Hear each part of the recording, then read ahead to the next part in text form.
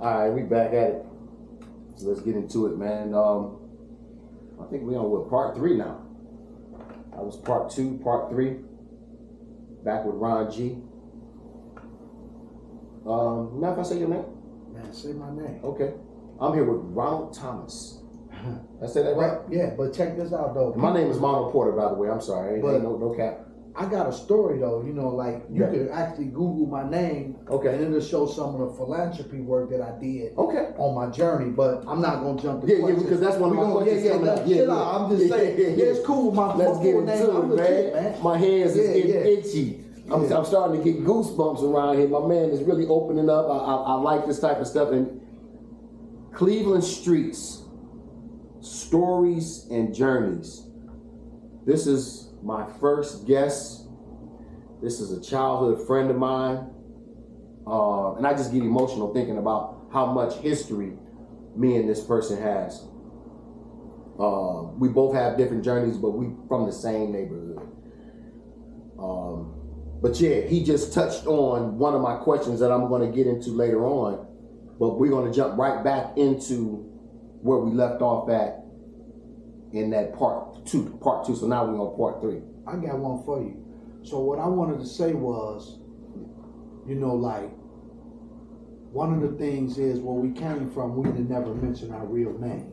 Mm-hmm. When you asked me that, which I understood it because I know you, we didn't broke bread. Mm-hmm. But we started out one way, but now we all professional. Yeah. I'm a professional guy, you're a professional guy. Right. And so it's still like, and we live in integrity. Yeah. But I can still say your instinct, where you come from is like it's a different program now. Mm-hmm. Yeah. These guys right here, they be talking about gang and doing stuff on the video and and stuff like that and implementing, drive whatever it is, I'm saying it. So we came from where it used to be honor among the thief when we were thieves. Yeah. Now today we've grown into be integrity, humanity guys that's professionals that's back feeding the culture. For sure. The right information. So, and that's what I wanted to tell you though. So you worked hard to becoming the person that you are and done a lot of obstacles and stuff. And I know that this is about you interviewing me, but I want to give your flowers today. I appreciate it, man. Here, bro. Thank you. I ain't want you to miss the mark, man, because it takes a lot of work for what you do. Listen, me and Ron G been having conversations. I was like, Ron, man, we got to put this on tape, man. Because we got a story. Everybody got a story, man. So I'm like, man, let's get this on tape. Just that simple. We have it like hours. I can go back into my phone right now and look at the conversation that we done had time-wise, talking on the phone for hours. I'm like, man, we got to put that on tape. We having these conversations. Like, let's get that on tape, man. But right now we get back into your story. So let's go back into where we was at with running back and forth to Cleveland, jumping into the game, and then mentioning the part where when you saw your first crack rock. But then crack in Cleveland. Yeah. No, yeah. When I came, that era. No, I'm saying I remember. Yeah, that particular time, but when I got to Cleveland, it was wide open then. Okay. You know what I'm saying? So I came back here. Chicago, and I came back here like I think it was like the beginning of '89. Oh, okay. You know what I'm saying? Okay. Or summer of '88, something like that. But matter of fact, I know it was because I'm gonna tell you what happened. Okay. back there, man, I had got so wild with it. Yeah, paint the picture. And I had to get on the road, man. Right. You know what I'm saying? Look, it was some things that happened. I ain't gonna incriminate myself or say anything. There was some things that happening, and look, and the money was short. Right. And I was doing what I was doing. Right. So the best thing, my grandmother said, you probably need to go to Cleveland. Right. You know what I'm saying? So, and that's what happened. I got on the bus. Yeah. Matter of fact, I think I went back with my brother one time. Remember I told you my brother and mom used to come up every Christmas and every summer? Right. So I think I went back on that trip.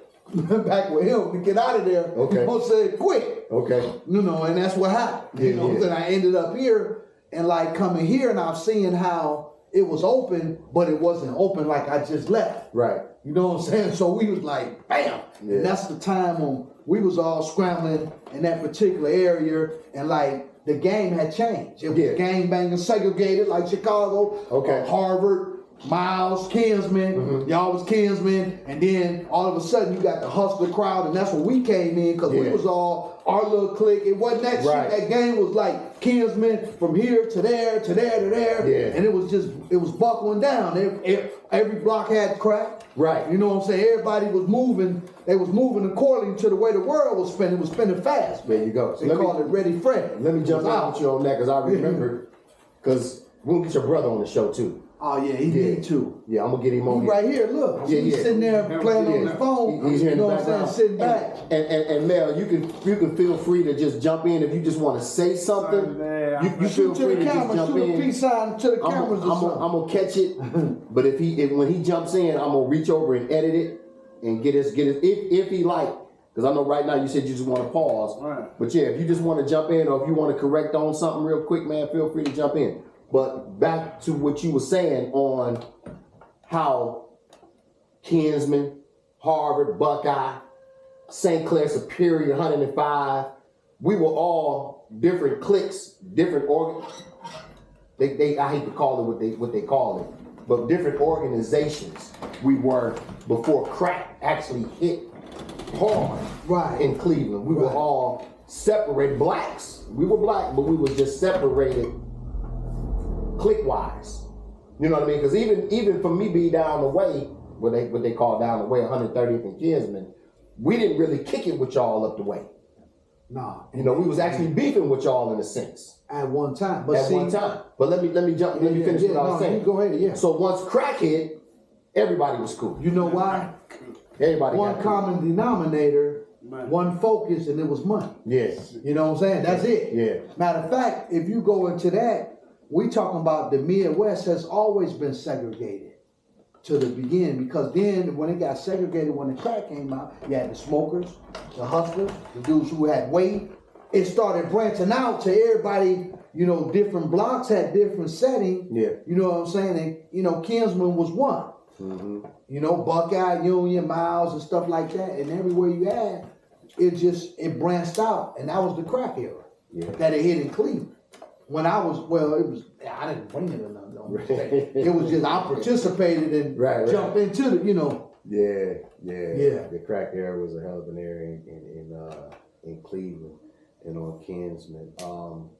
So before I move on to the next step, do you have any stories that you would like to share with the public as far as during that particular era? Because once we jump out of this era, I'm about to go into something totally different. Well, I mean, you know, it ain't much that, I mean, the story can always go on. Right. Because there's always stories on top of stories. On top of stories. But we got a mission right now. Good enough. So we're not here to glorify the game. We're here to just tell them how it is and, you know, and express with each other the gratitude that we present, because we lost a lot of good souls. Look, my man. Yeah. Chuck and Eric Menifee. Yeah. We lost some good guys in the struggle. Yeah, man. for sure. And they ain't never coming back. So it's like, you know, we got to keep going though. We can't just, you know, but it's on you. That's your thing, man.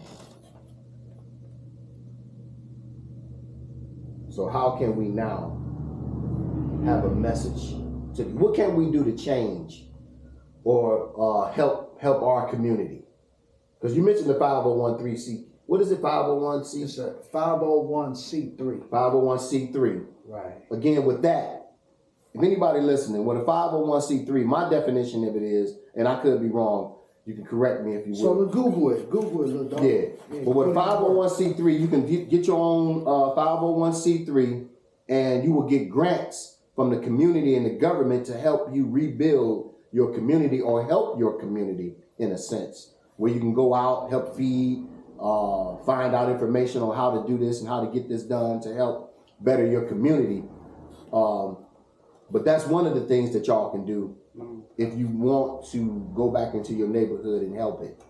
Get you a 501c3.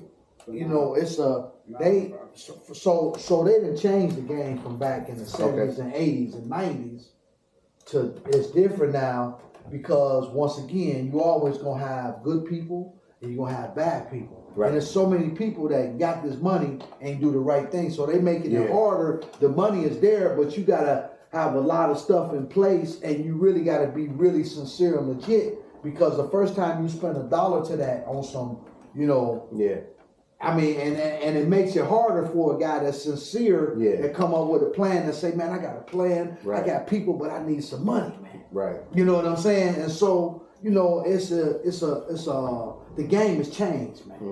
You know, that's what you were talking about. Yeah. What can we do to help the youth, man? Because our neighborhoods are out of control. You got any advice for what can we do to change? Advice is a hard thing when you have technology and all the things so the game has changed as now that everything is onto social media. Yeah. And social media is pertaining to the lights and camera and action. So you got legal marijuana. Right. Now check this out. This is the part that's so crazy.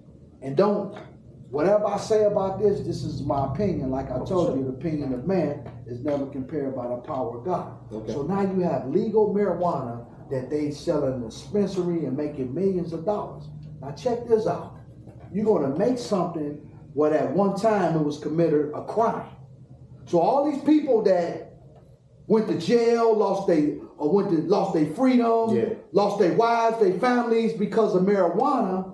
Now all of a sudden the government say, hey, let's make some money and make it legit. Well, you got investors, there's people that's getting filthy rich up off of it, and then the same people that get messed up on the crimes, now they can't they went to jail for it, so now they can't invest in it. They can't buy none of it because if you got felonies, you can't get involved in it. Right. So before us people that vote on this to make this thing go, how about these people be pardoned first? Clean their record up. Since it's legit now. Yeah.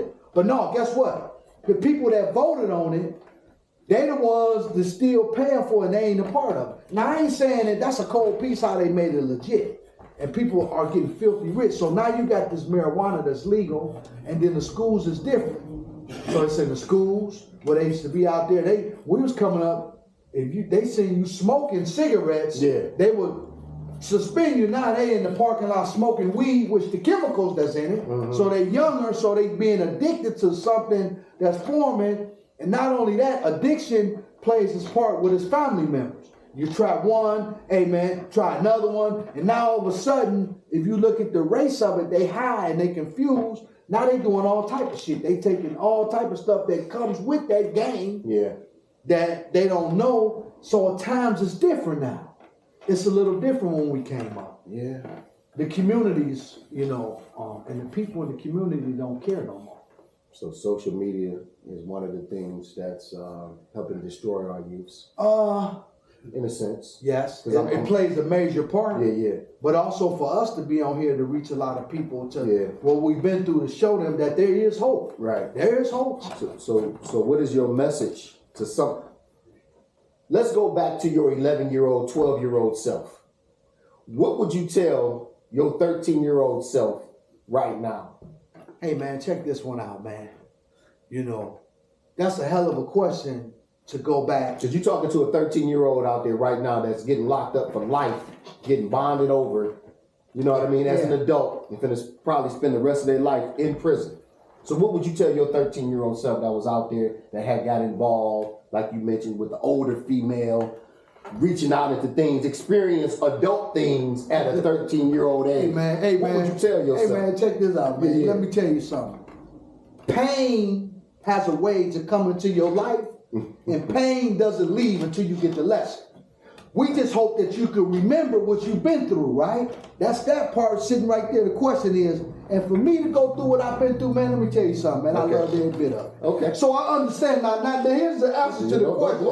So what I'm saying, I understand every bit of it because I made a choice to do it. But when I go to the 13-year-old guy, that he got his own mindset, and where I'm at, I'm gonna try to meet him where he at. I'm not going to say where you at is wrong, but I'm going to say, hey, brother, I'm going to share what I done, man. Right. And then I'm going to share with him, and I'm going to say, but now that this decision is made, now we got to come up with a plan to get from up under this. There it is. And look, and start mental first, though. I got to hit him with the mental piece first. Because now if you done got this body on you that you done did on YouTube, they got you with the elements and everything, man. All your partners told on you because they tell that's a part of the game. They do it in the rap music and dry stitch and all that. So now you got this. So I don't want you to go crazy because if you still present, so now I got to feed you the information to keep you stronger, not to fall wayside, because it's done. Yeah. How you doing, man? How's it going? And try to educate on him off his mistakes and showing him that you still living, you still present, you got a chance. Meet him where it's Right. Meet him where he's at, or he or she, whoever you talk to, meet them where they at. It's a couple dudes that one boy, the trapper, doing all the stonks and stuff. He was a young dude from Louisiana. Okay. That got jammed up at a young age, met the white guy in jail. Now he doing trapper. You know what I'm talking? You heard of me? No. I can't get the guy name, Okay. but people know who I'm talking about. There's a lot of, and there's another dude in LA, another dude that was young guys that got set with the mindset that went in, and they millionaires. One, a millionaire in the joint can't get out. Okay. You know what I'm saying? Because he educated his mind. The other dude got out of jail. So what I'm saying is, if they still living, they still got life. I remember that guy that Yeah. you talking about that Yeah. became doing stocks and bonds. And Yeah. help people. With the growth in Yeah, stocks. and right. bonds. He out in California somewhere though. One of them, well, he all over now. probably One is all from over. California Yeah. in the joint that Right. they ain't got out yet, but he met some people important, man. Yeah. He met some people important. They like his story. And they got money, man. So he might be out now, but then what I'm saying is, Mono, what we dealing with, once the guy make the choice, we can't take it back. Mm-hmm. And we can't beat him up and say, what if is a word that don't exist. Shut that door, man. Shut the door. Shut Oh yeah. The if is a word that don't exist. Mm-hmm. So what we got to do is these guys gonna make this choice, Right. Because they in the street life, and the street life come with a price. Yeah, for sure. But at the same time, I can't throw him wayside, man. Mm-hmm. Regardless where he at. So in order for one places, you have to educate the person to what they did, so you can help them find their own value system, mama. Right. Once they find a value system, then you can educate them all the way until that's the only thing I know. Yeah. So that's good, man. I mean, you hit the point, man. And meet the person where they're at. You got it. I get it, man. Because I was saying my thing now is it's hard to talk to the youth, but when you meet them where they're at and tell them some of part of your story, whatever part of the story you want to tell them, so they can say, hey, look, OG, yeah, he just talking. Nah, man, I'm telling you, I've been where you've been. I've been where you're at and where you might end up going. Pretty much seen and done it all. Let me take that back. Because I ain't seen and done everything. But You done enough. Done enough to see, like, you know what I mean? I see where you at, young man. I know where you going. And I got part of your story. So, yeah, man, meet them where they at. So let's jump towards the end of this, man, and finish this off. Do you have anything you want to shout out? Any plugs, any businesses? Well, World Wide Web is listening, I you know what, man? Here's the thing: is I'm ambitious and encouraged and a fan of anyone that wakes up in the morning to do their own business, that they have an attitude, if I don't win, I can't eat. So that's any type of person that's doing some independent stuff. Shouts out to that, because the real freedom is wealth, but health is the real wealth. But freedom is to being able to work for yourself, that you're not controlled by nothing, but doing your job, whatever it is. And they say the real way to bless somebody is how much you help people. That's how many people you bless. Okay. Whether you bless them with some knowledge, some time, some energy, because time is the most priceless thing that we take for granted every day, because we think we're going to be here forever. Good enough, man. I got $1 million question for you. Man, I shoot for it, but hold on, before I answer the question, I'm Okay. potential Wow. to do it, because I'm a champ, and hey, look, put the money on the table, let me see it. And I mean, we talked about Barlow, right? Right, So the right. $1 million question, can I see the money? Because that's what's going to motivate me to answer the question right. All right, man. I ain't got $1 million, but Shit, give me 100,000. I ain't no greedy guy, man. You know what I'm saying? Give me, matter of fact, for you, man, because I know what type of guy. Just put something on the table. So I was hoping that you would shout out your business, but you got. Well, no, I did some philanthropy work. Okay. I did some philanthropy work when I was, the story of the journey.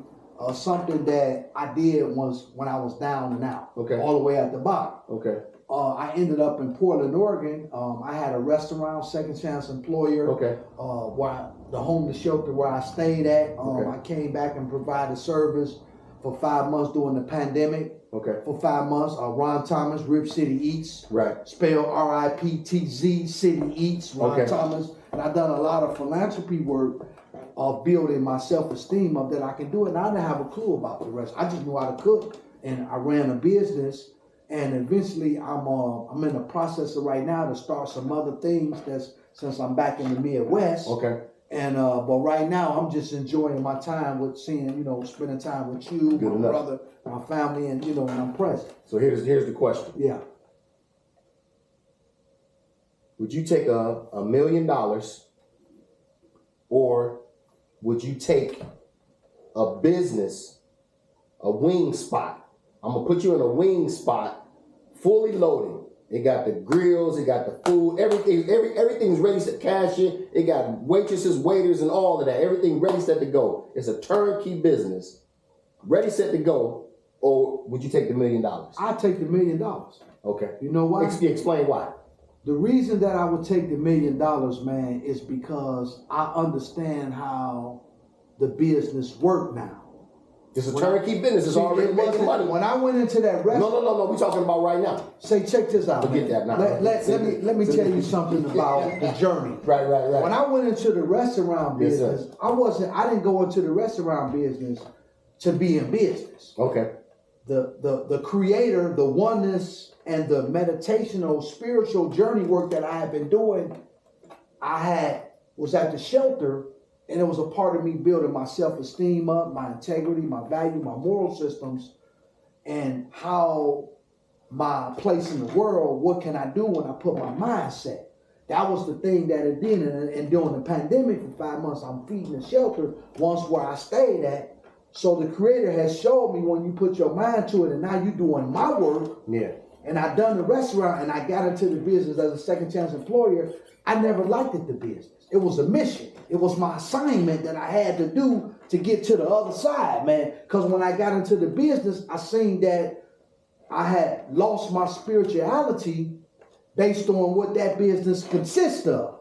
And so what it was, though, I would never put my spirituality up to money, because one go east, one go west, like religion and spirituality. And the more, in closing, on that particular thing and meditation and the thing that fueled me to get there, I didn't want it no more, because it wasn't grasping me to be the humanity person from doing the work that I went from helping the people. Now I'm in this business that's rigged up, that costs too much money.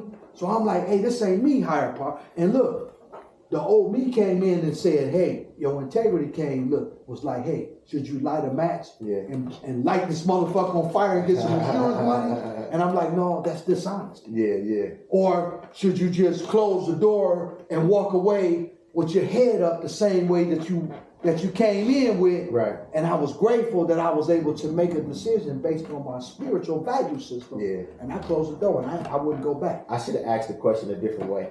Like, hey man, I give it to you all of them. Cause that's what happened. No, that's good. That's good, man. That's good. So there it is, man.